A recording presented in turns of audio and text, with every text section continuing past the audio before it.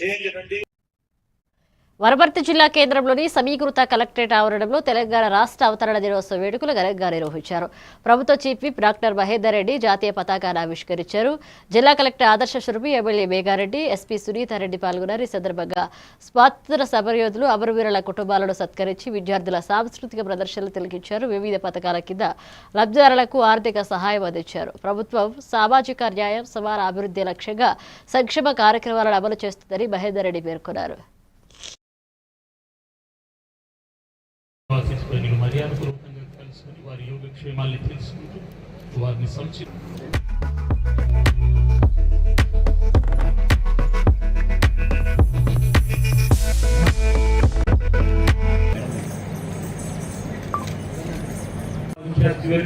అనంతరం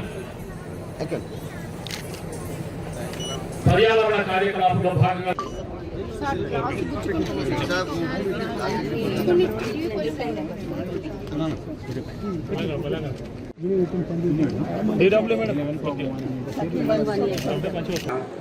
ప్రగతి ప్రణాళిక 99 రోజుల కార్యాచరణ కార్యక్రమం మార్చి 6 నుండి జూన్ 12 వరకు తలపెట్టిన జిల్లాలో ఇప్పటి వరకు 9 అంశాలు అనగా పరిశుభ్రత కానీ, ఆరోగ్యము, రహదారి భద్రత, ఆన్లైన్ సంక్షేమ పథకాల అమలు, పిల్లల భద్రత, నో డ్రగ్స్ ప్రచారం, సామాజిక న్యాయం మరియు సమాన అవకాశాలు కల్పించదలిచే లక్ష్యంతో ప్రజలకు ఇచ్చిన హామీలు